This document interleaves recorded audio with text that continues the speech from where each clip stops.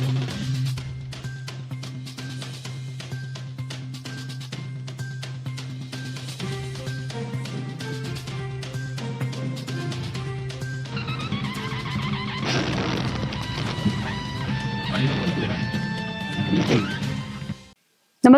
आपण पाहता Hirkani news.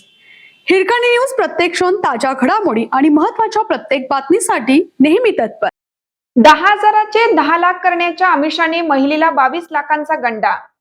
Share मार्केटमध्ये 10,000 रुपयांचे 10 लाख रुपये करून देण्याचे आमिष दाखवून खानापूर येथील एका महिलेची 21,75,000 रुपयांची फसवणूक केल्याचा धक्कादायक प्रकार समोर आला आहे.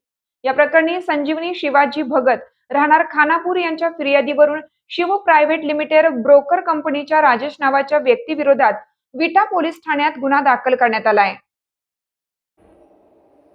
मिळालेल्या माहितीनुसार संजीवनी भगत यांच्या मोबाईलवर राजेश नावाच्या एका व्यक्तीने व्हॉट्सअप कॉल केला होता. आपण शिव प्रायव्हेट लिमिटेड ब्रोकर कंपनीतून बोलत असल्याचे सांगत त्यांनी संजीवनी यांना शेअर मार्केटमध्ये गुंतवणुकीसाठी प्रवृत्त केलं.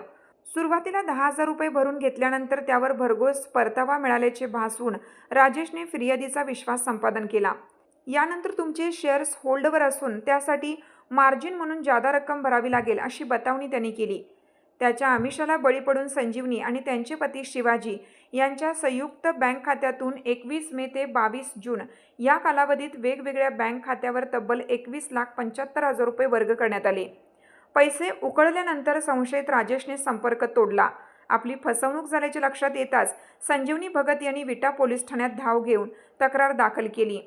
पोलिसांनी गुन्हा दाखल करून तपास सुरू केला असता संशयित आरोपीच्या मोबाईल क्रमांकावरून तो परप्रांतीय असल्याचे प्राथमिक तपासात निष्पन्न झालं. तसेच त्याने फसवणुकीसाठी वापरलेली शिव प्रायव्हेट लिमिटेड ब्रोकर ही कंपनी पूर्णपणे बनावट असल्याची दाट शक्यता वर्तवली जात आहे. या सायबर गुन्ह्याचा छडा लावण्याचे मोठे आवाहन आता विटा पोलिसांसमोर आहे. दरम्यान बदनामीच्या भीतीपोटी फिर्यादीच्या कुटुंबियांनी सुरुवातीला या प्रकरणाची वाच्यता न करण्याची भूमिका घेतली होती. मात्र परिसरामध्ये ही घटना उघडकीस आल्याने मोठी खळबळ उडाली आहे.